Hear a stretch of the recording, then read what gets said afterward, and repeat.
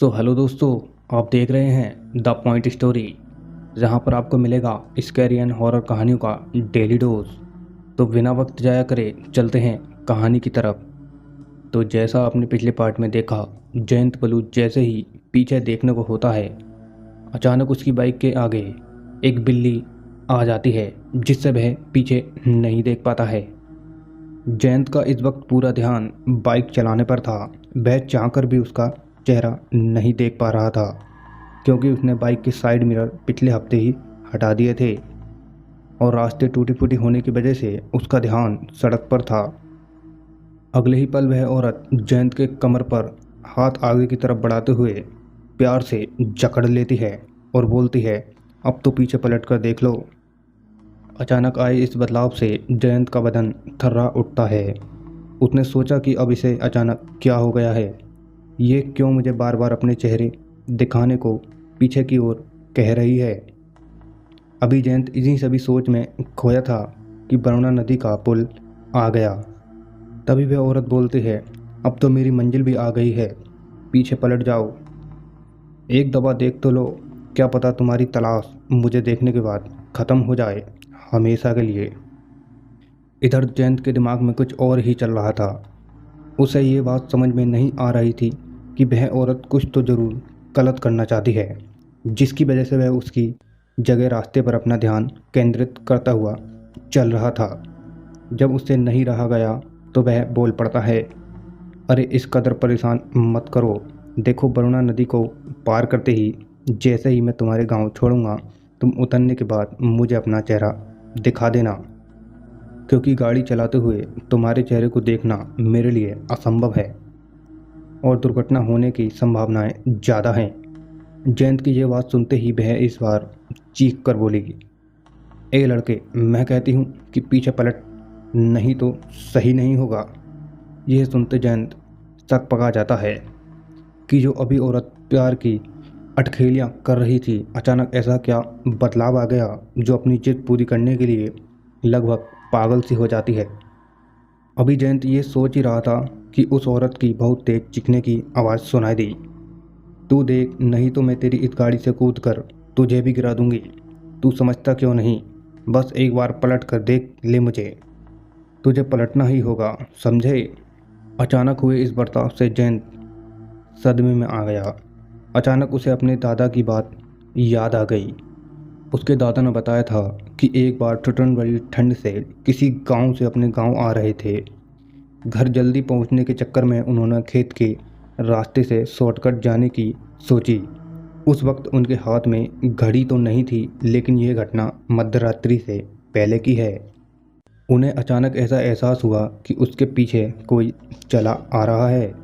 फिर अगले ही पल एहसास हो गया कि कोई उसके पीछे पीछे चलते इतने करीब आ गई है कि अचानक उसने कहा, कहाँ जा रहे हो मुसाफिर। यह सुनने के बाद भी जयंत के दादा ने जवाब नहीं दिया। फिर अगली आवाज़ आई, मुसाफिर, नाराज हो गए हो क्या। यह सुनने के बाद भी जयंत के दादा ने कुछ ना कहा। उस अजनबी आवाज़ ने उसके दादा को बिल्कुल करीब आकर उनके कंधे पर हाथ रखकर बोला, अरे तनिक सुतलाई लो बूढ़े, इतना जल्दी कहाँ जाने की है। काफ़ी देर से जयंत के दादा शांत थे, लेकिन उन्होंने देखा कि अजनबी साया उसका साथ छोड़ने को तैयार नहीं है, तो वह खींचकर बोले, देख, तेरी कोई भी युक्ति काम में नहीं आने वाली है, तू लाख जतन कर ले, मैं पीछे पलटकर नहीं देखने वाला। अगर तुझ में हिम्मत है तो सामने आकर बात कर। उनके ऐसा कहता ही वह साया गायब हो गई और पूरे रास्ते उन्हें किसी ने फिर परेशान नहीं किया। वह इस बात को भलीभांति जानते थे कि पीछे पलटकर देखने पर इस तरह की नकारात्मक शक्तियाँ उनके साथ घर आ जाती हैं या वहाँ पलटते ही उनका अनिष्ट कर देती हैं। यही बात उन्होंने अपने पोते को बताया था, जिसे जयंत अच्छी तरह गांठ बांध लिया था। कुछ भी हो जाए, ऐसे मौके पर पीछे पलटकर भूल कर भी मत देखना। जयंत अब ये भलीभांति जान चुका था कि यदि उसने पीछे पलटकर नहीं देखा तो वह बुरी शक्ति उसका बाल भी वाका नहीं कर सकती। जयंत इन्हीं विचारों में खोया हुआ था कि उसने देखा कि उस औरत का गांव आ गया है।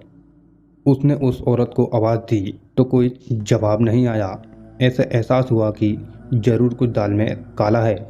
जैसे ही वो पलट कर देखता है तो ध्वस्त रह जाता है। पीछे कोई भी मौजूद नहीं था। उसने आजू बाजू अपने सिर को घुमा कर देखा, लेकिन जहाँ जहाँ तक उसकी नज़रें गईं वहाँ वहाँ तक सिवाय सन्नाटे के कुछ भी नहीं था।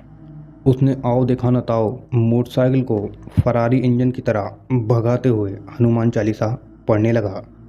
अब वह उस अजनबी हसीना के गांव से काफ़ी आगे आ चुका था। उसके मन में कभी भी ख्याल आ रहे थे कि आखिर कौन थी वह औरत, और अचानक उस औरत को ऐसा क्या हुआ जो मुझे पीछे पलटकर देखने को मजबूर कर रही थी। क्या वह सच में चुड़ैल थी या कोई बुरा साया? जैसे ही एक दफ़ा दादाजी का भी सामना हुआ था, जिस तरह से वह मोटरसाइकिल को बिना रुके गायब हुई, उससे तो यही लगता है कि वह हो न हो एक चुड़ैल ही थी। जयंत के दिमाग में बस यही उटपटांग विचार आ रहे थे। वह इस ठंड के मौसम में भी पसीने से तरबतर हो चुका था। शुक्र है कि मुझे दादाजी की वह बात ध्यान में रही और वह उस औरत के कहने पर भी पीछे नहीं पलट कर देखा। यह कहते ही उसने हनुमान जी को इसका आभार व्यक्त किया और वह अपने गांव आ चुका था। वह जैसे ही अपने घर पहुंचा, वहां उसकी नज़र राजीव रंजन पर पड़ी, जो उसका बेसब्री से इंतजार कर रहा था। उसे देखते ही राजीव बोल पड़ा, तू मुझे बिना ले ही क्यों चला गया? जयंत बोलता है, मैं भूल गया था। ऐसे कैसे भूल गया था? जब दोनों की बात हुई थी साथ जाने की। राजीव को बात अनसुना करते हुए मोटरसाइकिल की चाबी उसके हाथ में थमाते हुए बोला, ये ले चाबी और तू जा। राजीव उसके हाथ के इस पर मात्र से चौंक जाता है और बोलता है, अरे तेरा बदन इतना ठंडा कैसे है और तू इस ठंड में भीगा कैसे है? तबीयत तो ठीक है ना तेरी? इतना सुनने के बाद जयंत बिना कुछ जवाब दिए अपने कमरे के दरवाजे को बंद कर अंदर चला जाता है। राजीव को कुछ समझ नहीं आया कि वह इस तरह की अजीब हरकत क्यों कर रहा है। राजीव वहीं खड़े होकर खुद से बड़बड़ाता है, ये जयंत को क्या हुआ? ये फिर अपने नाम के अनुरूप किसी यंत्र की तरह बिना किसी कारण के बिगड़ जाता है। उसका शरीर ठंडा और पसीने से तरबतर था। मुझे तो लगता है जरूर इस बार भी यह वहाँ शादी में किसी से लड़ झगड़ कर आया होगा। खैर कोई बात नहीं, कल उससे उसके हालात जान लूँगा। मुझे अब जल्द वहाँ शादी में जाना होगा, नहीं तो मुझे खाली पेट ही सोना पड़ सकता है। यह कहते ही उसने मोटरसाइकिल में चाबी लगाई और स्टार्ट करते हुए अपने दोस्त की बारात की ओर रुख कर लेता है। लगभग 15 मिनट में ही वरुणा नदी के समीप आ जाता है। उस पुल के ख़त्म होने के बाद वहाँ से 3 दिशाओं में 3 अलग अलग रास्ते जा रहे थे।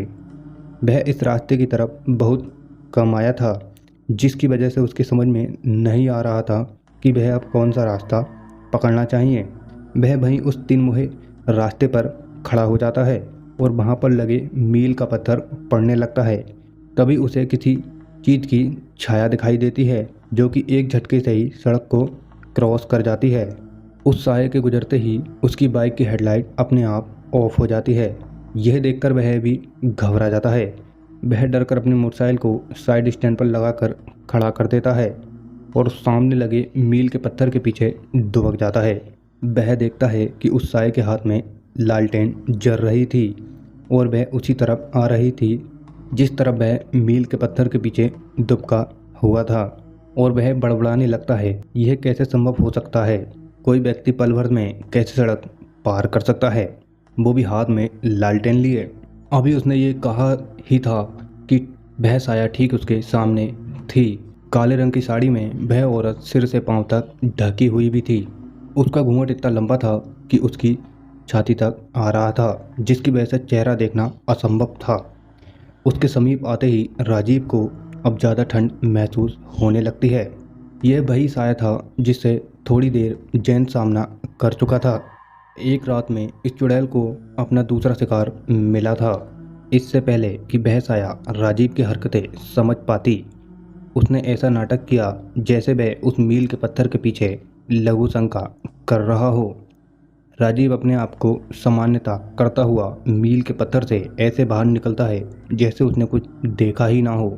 राजीव ने उससे बात करनी चाहिए, लेकिन इससे पहले कि राजीव कुछ कहता, वह बोली, बाबू अकेले कहाँ जा रहे हो? राजीव बोला, मैं यहाँ से आधे घंटे की दूरी पर एक गांव है जिसका नाम मंदीपुर है, वहाँ जा रहा हूँ। वहाँ मेरे एक दोस्त की शादी है। लेकिन तुम इतनी रात यहाँ क्या कर रही हो? मैं पानी की धारा को खेत की तरफ मोड़ने आई थी। अब वह काम कर वापस जा रही हूँ।